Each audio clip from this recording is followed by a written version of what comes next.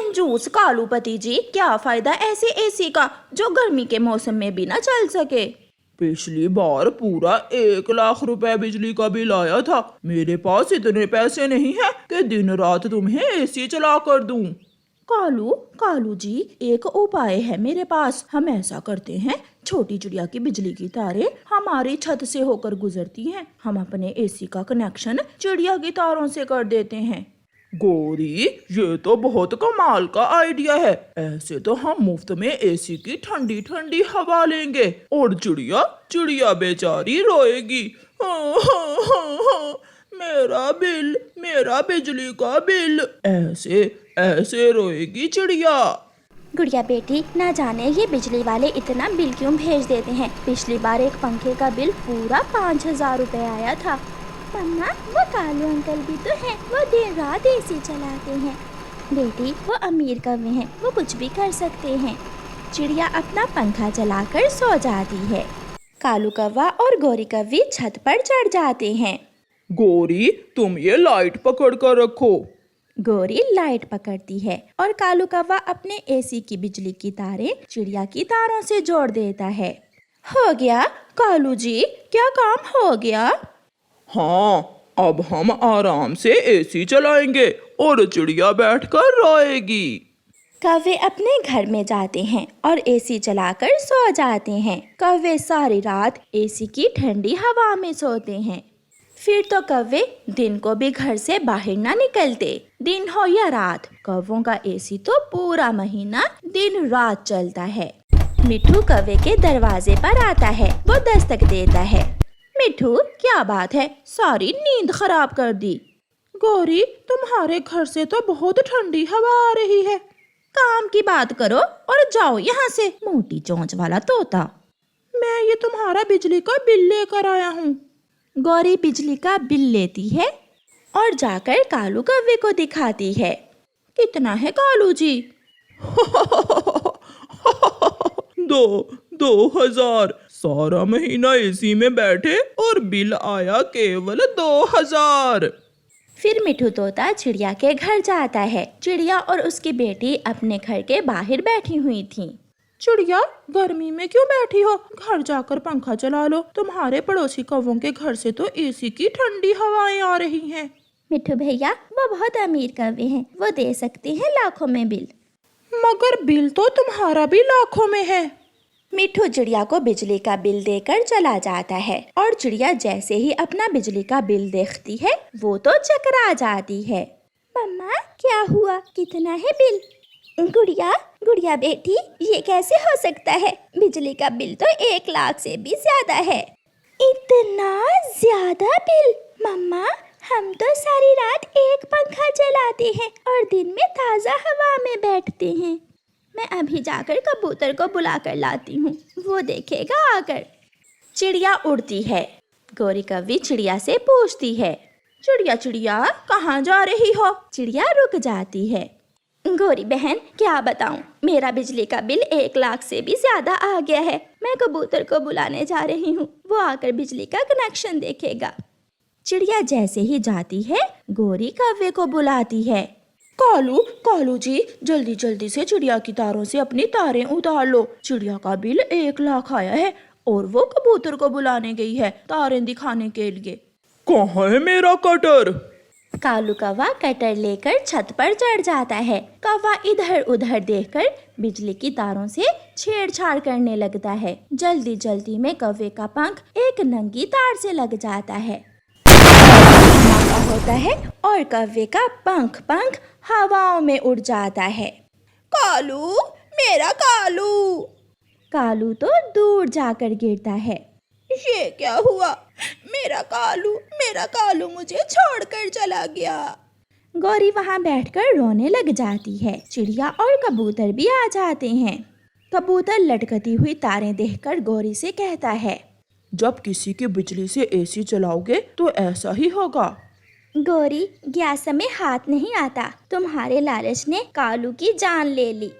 मैंने ही कहा था कालू को तुम्हारी तारों से बिजली चुराने का। मैं दोषी हूँ, मेरा पति मेरी वजह से मरा है। गौरी रोती रहती है मगर कालू अब कहाँ लौट कर आने वाला था। जंगल का राजा मिठू तोता था। मिठू तोते का सलाहकार वजीर कालू कौवा था। एक बार मिठू राजा अपने वजीर कालू कौवे से कहता है, कालू वजीर, जाओ जंगल में जाओ और जंगल का सबसे सुंदर बच्चा लाकर मुझे दिखाओ। मैं देखना चाहता हूँ कि जंगल में सबसे सुंदर बच्चा कौन सा है। जी, मैं अभी जाता हूँ।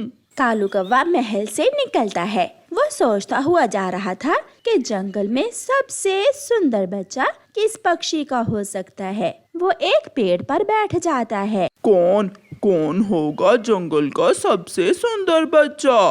फिर कालू कौवे का ध्यान अपने बेटे जग्गू की तरफ जाता है। मेरे जग्गू से बढ़कर कोई सुंदर नहीं हो सकता। मेरा जग्गू सबसे ज्यादा सुंदर है। कौवा सलाह करने कबूतर के पास जाता है। यार कबूतर, मिठू राजा ने मुझे जंगल का सबसे सुंदर बच्चा लाने का कहा। क्या मेरा जग्गू जंगल में सबसे सुंदर बच्चा है? कालू कौवे, जग्गू तुम्हारा बेटा है, इसलिए वो तुम्हें सबसे सुंदर दिखता है। तुम ऐसा करो, तुम मोर के पास जाओ और मोर का बच्चा ले जाओ। राजा जी खुश हो जाएंगे क्योंकि मोर का बच्चा सबसे सुंदर होता है। कौवा उड़ता है और जंगल की दूसरी ओर मोर के पास जाता है। मोर, तुम्हारा बच्चा कहाँ है? मेरा बच्चा वो सामने खेल रहा है। कौवा गौर से छोटे मोर को खेलते हुए देखता है और मन ही मन में अपने जग्गू के बारे में भी सोचता है। मेरा जग्गू तो इस मोर के बच्चे से कहीं ज्यादा सुंदर है। मैं जग्गू को ही लेकर जाऊंगा। मेरा जग्गू सबसे ज्यादा सुंदर है। कालू कौवा घर आता है और अपनी पत्नी से कहता है, गोरी, जग्गू को नहलाकर तैयार कर दो। मैं इसे राजा जी के पास लेकर जाना चाहता हूँ। कालू जी, वो क्यों? राजा जी जंगल के सबसे सुंदर बच्चे को देखना चाहते हैं और मेरे जग्गू से बढ़कर कोई सुंदर हो ही नहीं सकता। गोरी कौवी जग्गू को तैयार कर देती है और कालू कौवा अपने बेटे जग्गू को साथ लेकर राजा के महल में पहुंच जाता है। जग्गू महल में जाते ही काएं लगा देता है। कौवे, ये तुम किसे उठा लाए हो? राजा जी, ये मेरा बेटा है। मैंने सारा जंगल घूमकर देखा, मगर मुझे पूरे जंगल में जग्गू से बढ़कर कोई सुंदर नजर ही नहीं आया। इसलिए मैं अपने बेटे जग्गू को महल में ले आया हूँ। कालू कौवे की बात सुनकर राजा और सिपाही हंसने लगते हैं। कालू कौवे, जाओ अपने दिमाग का इलाज करवाओ। जाओ, मैंने कहा जाओ, इसे भी ले जाओ और जंगल का सबसे सुंदर बच्चा लेकर आओ। निराश होकर कालू कौवा फिर से महल से निकलता है। वो अपने जग्गू बेटे को घर छोड़ता है और जंगल में निकल जाता है। वो बहुत परेशान हाल नदी के पास बैठा हुआ था जब वहाँ चिड़िया आती है। कौवे, क्या बात है? आज तुम मुझे बहुत परेशान लग रहे हो। चिड़िया, राजा जी ने मुझे जंगल का सबसे सुंदर बच्चा लाने का कहा है। समझ नहीं आ रही कि किसे लेकर जाऊं जो बच्चा राजा को सुंदर लगे। कौवे, तुम ऐसा करो, बुलबुल का बच्चा ले जाओ। बुलबुल का बच्चा बहुत सुंदर होता है। लाल लाल पूंछ और काली काली गर्दन, भूरे रंग के पंख, वही है जंगल में सबसे सुंदर बच्चा। कौवा उड़ता है और बुलबुल के घोंसले में जाता है। बुलबुल, तुम्हारा बच्चा कहाँ है? मैंने अपना बच्चा पत्तों के बीच छुपा कर रखा हुआ है। मेरा बच्चा बहुत सुंदर है ना, इसलिए। फिर कौवा बुलबुल को सारी बात बताता है और बुलबुल अपने बच्चे को पत्तों से बाहर निकालती है। क्या ये है तुम्हारा बच्चा? कौवे का दिमाग अब भी अपने जग्गू की तरफ ही था। इससे तो मेरा जग्गू कहीं सुंदर है। राजा जी ने जरूर अच्छे से देखा नहीं होगा। मैं चलता हूँ। कौवा फिर से घर जाता है और फिर से अपने बेटे को तैयार करता है और उसे साथ लेकर राजा जी के महल में पहुंच जाता है। कौवे, कहाँ है जंगल का सबसे सुंदर बच्चा, कहाँ है? राजा जी, सच कह रहा हूँ। मैं मोर के पास गया, मैं मैना के पास गया, मैंने बुलबुल का बच्चा भी देखा, मगर मुझे जंगल में सबसे सुंदर बच्चा अपना ही लगता है।